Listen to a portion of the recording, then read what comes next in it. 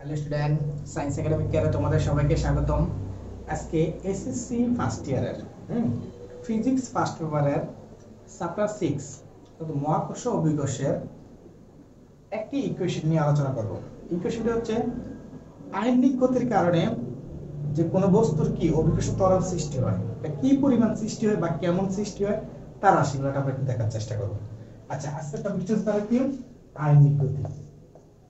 আচ্ছা, অভিকর্ষ ত্বরণ। আচ্ছা, আইনিক গতির কারণে কি সৃষ্ট অভিকর্ষ ত্বরণ। এখন একটু খেয়াল করো, আমরা যদি একটা কি পৃথিবী আঁকি, আর ব্যাসার্ধের একটা পৃথিবী, এটা কি আর ব্যাসার্ধের একটা কি পৃথিবী, এটা পৃথিবীর কেন্দ্র। এখন একটু খেয়াল করো, এখানে একটা এম বড় বস্তু আছে। আচ্ছা, এই বড় যদি আমরা একটা অক্ষটা নিই, তাহলে এটা হচ্ছে কি আমার কি ওয়াই অক্ষ, এটা ওয়াই প্রাইম, এটা আমার কি এক্স অক্ষ, ঠিক না? এটা হচ্ছে কি এক্স প্রাইম। আচ্ছা, এখন একটা এম্বরের বস্তু আছে তো ভূপৃষ্ঠে, এই অবস্থানে থাকা অবস্থায় একটা কি এম বল আছে, এটা হচ্ছে কি এমজি পরিবারের কি এম বল। তার মানে পৃথিবীর ভূপৃষ্ঠে এম্বরের একটা বস্তুর কি অভিকর্ষ বল। হ্যাঁ, অভিকর্ষ বলটা হচ্ছে কি এফ ইকুয়াল কত এমজি। আচ্ছা, এখন বস্তুটাকে আইনিক গতির কারণে মনে করলাম কি এই একটা অবস্থানে আসলো পি বিন্দুতে, এটা কি ধরলাম পি একটা বিন্দু। যখন পি বিন্দুতে আসে তখন এই যে এখান থেকে যে এখানে আসলো, এখন আসার কারণে তার অবস্থানটা তৈরি হলো কি এই জায়গাতে, ঠিক না? এখন তো এক্স অক্ষের সাপেক্ষে সে কতটুকু কি কোণ উৎপন্ন করছে, এখানে নির্দিষ্ট পরিমাণ কোণ উৎপন্ন করছে, এই কোণটা ধরলাম কি ল্যামডা কোণ। তার মানে কোন একটা এম্বরের বস্তু এক্স অক্ষের সাপেক্ষে কি করছে, ল্যামডা অক্ষাংশে কি পি বিন্দুতে আসছে। এখন একটু খেয়াল করা, যখন পি বিন্দুতে আসে তখন কোন একটা ঘূর্ণনশীল একটা বস্তু যখন বৃত্তাকার পথে ঘুরে তখন তার কি কেন্দ্রমুখী বল সৃষ্টি হয় বা কেন্দ্রবিমুখী বল সৃষ্টি হয়।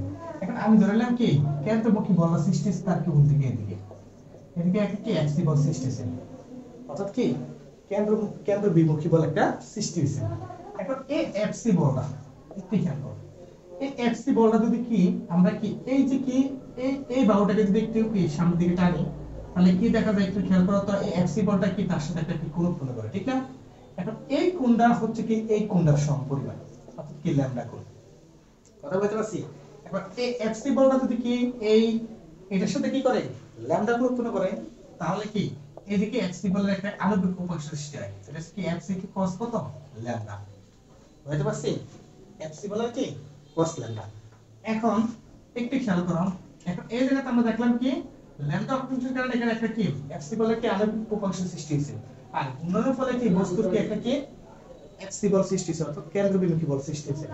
আচ্ছা, এখন একটু খেয়াল করো, এখন যদি আমি কি বস্তুটাকে এই পি বিন্দু থেকে কি বস্তুটাকে এবার আবার কি লম্বভাবে টানি, তাহলে কি দেখো তো এটা একটা কি লম্ব তৈরি হয়, ঠিক না? আর অক্ষ থেকে কোন একটা বিন্দু বা কোন একটা বস্তু, হ্যাঁ, লম্বটা কি বলে, তার লম্ব দূরত্ব বলে, অর্থাৎ কি আর লম্ব দূরত্ব থেকে মূলত আমরা কি দ্বারা প্রকাশ করি, আর দ্বারা। অর্থাৎ কি ওয়াই অক্ষের সাপেক্ষে কি পি বিন্দুতে অবস্থিত এম্বরের বস্তুর এই দূরত্বটা, এটা হচ্ছে কি একটা লম্ব দূরত্ব। আচ্ছা, এখন একটু খেয়াল করো, এইখান থেকে এখান পর্যন্ত এটা এটা তো হচ্ছে কি আর পৃথিবীর ব্যাসার্ধ, তাহলে কেন্দ্র থেকে পরিধি পর্যন্ত আমরা কি পৃথিবীর ব্যাসার্ধ, তাহলে এটা যাতে আর তাহলে এটা আর, ঠিক না? এখন এই কোণটা যা ঠিক এই কোণটা তা, কেন এই বিপরীত কোণগুলো পরস্পর কি সমান। এখন যদি সমান এই কোণটা আমরা কি ধরতে পারি, ল্যামডা ধরতে পারি। ল্যামডা কোণ ধরলেন ঠিক এফসি যেরকম কি এটার সাথে একটা কি ল্যামডা কোণ উৎপন্ন করার কারণে এখানে কি এফসির একটা আণবিক উপাংশ সৃষ্টি হয়েছে, ঠিক এই আর ব্যাসার্ধ দ্বারা কি, হ্যাঁ, এখানে একটা কি আণবিক উপাংশ সৃষ্টি হয়েছে, সেটা হচ্ছে তোমার কি আর cos কত ল্যামডা। এখন এটা হচ্ছে আমি বলতেছি একবার আর, আবার এখানে এটা বলতেছে আবার কি আর cos ল্যামডা, তার মানে এটা সমান এটা বলতে পারি না। এই একটা কি জিনিস কি দুটো জিনিসকে নির্দেশ করতেছে, তার মানে কি আর সমান সমান কত আর cos কত ল্যামডা আমরা বলতে পারি, ঠিক না? এই হচ্ছে একটা কাহিনী। তারপর দেখো, এখন এখানে প্রথমে আমরা দেখছি কি এখানে কি ভূপৃষ্ঠে তার একটা কি অভিকর্ষ বল আছে, এটা হচ্ছে কি F ইকুয়াল কত mg। এখন আবার কি এই পি বিন্দু থেকে আসার ফলে তার একটা কি কেন্দ্রবিমুখী বল সৃষ্টি হয়েছে, এটা হচ্ছে এফসি বল। আচ্ছা, এই এফসি বলের মানটা আমরা জানি কত, এই এফসি বলের মানটা কত mv স্কয়ার বাই কত r সমান, ঠিক না? আবার এই ল্যামডা অক্ষাংশের কারণে এখানে আবার কি এফসি বলের একটা কি আণবিক উপাংশ সৃষ্টি হয়েছে, আবার এই আর কি ব্যাসার্ধের কারণে এখানে আবার একটা কি সেম আণবিক উপর সৃষ্টি হয়েছে, এটা হচ্ছে কি আর cos কত ল্যামডা। এখন টোটাল জিনিসটাকে যদি আমরা হিসাব করি, হিসাব করে যদি কি এইখানে কি মানে পি বিন্দুতে তার কি অভিকর্ষ ত্বরণটা বের করি, তাহলে পি বিন্দুতে বস্তুর অভিকর্ষ ত্বরণটা কি হবে? অবশ্যই জি ল্যামডা, কারণ সে ল্যামডা অক্ষাংশে আছে। হ্যাঁ, পৃথিবীর ভূপৃষ্ঠে আছে কিন্তু ল্যামডা অক্ষাংশে আছে। এখন এইখানে তার একটা কি বল আছে, এই বলটা কি হবে? এফ কত ল্যামডা, কারণ জি ল্যামডা যেখানে যেখানে কি অভিকর্ষ ত্বরণ কত জি ল্যামডা, সেখানে কি অবশ্যই কি বলটা হবে কি এফ ল্যামডা। আর এই এফ ল্যামডার মানটা হবে কত? এম কত জি ল্যামডা। বুঝতে পারছি? এই কাহিনীগুলো তোমার বুঝতে হবে। বুঝতে পারছি? এখন আমি ছিলাম কোন জায়গাতে? এই জায়গাতে প্রথমে আইনিক গতির কারণে কোন জায়গাতে আছি? পি বিন্দুতে। এখন এই আইনিককে আমরা দেখলাম কি পি বিন্দুতে একটা এফ বল সৃষ্টি হয়, ঠিক না? এটা হচ্ছে ভূপৃষ্ঠের কি অভিকর্ষ বলটা।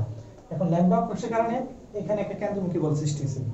এই কেন্দ্রমুখী বলের যে উপাংশটা আছে, এফ বল থেকে এই আনুভূমিক উপাংশ যদি আমরা বিয়োগ করে দিই, তাহলে আমরা কি এই জায়গাতে কি এফ ল্যামডা পাওয়া যাবে। অর্থাৎ দেখো, আমরা এফ ল্যামডা যদি বের করতে যাই তাহলে কি করতে হবে?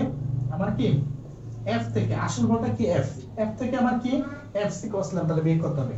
তাহলে এফ সি cos ল্যামডা কে আমরা কি লিখতে পারি? এফ সি কত ল্যামডা সূত্র। এটার সাহায্যে মূলত আমরা কি করব?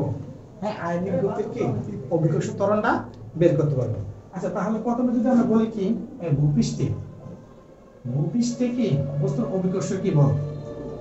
অভিকর্ষ বল, হ্যাঁ, এফ ইকুয়াল কত? mg। আচ্ছা, আবার g এর সূত্র আমরা জানি কত? কত? gm বাই কত? r square. এটা লিখতে পারি না? তাহলে একটি খেয়াল করো, তাহলে এখানে আমরা কি দাঁড়াতেছে? হ্যাঁ, g কত? mm বাই কত? কি r স্কয়ার। তাহলে এখানে কি পাইতেছি আমরা? r square. এটা হচ্ছে আমার কি f বল, ঠিক না?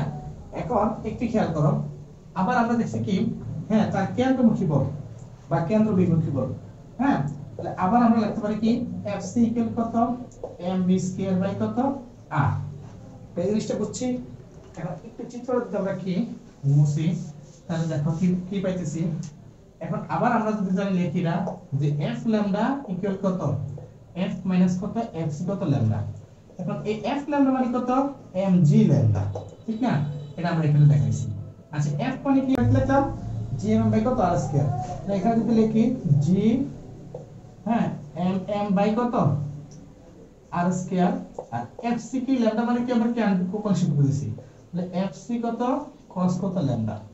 এখন একটু খেয়াল করো, এখানে যদি কি আমরা mg ল্যামডা লিখি, তাহলে এখানে পাইতেছি কি g কত? mm বাই কত? r square. আর এখানে fc এর পরিবর্তে আমরা কি fc এর মানটা লিখতে পারি? এই যে mv স্কয়ার এখানে আছে, mv স্কয়ার বাই কত? mv স্কয়ার বাই r, ঠিক না?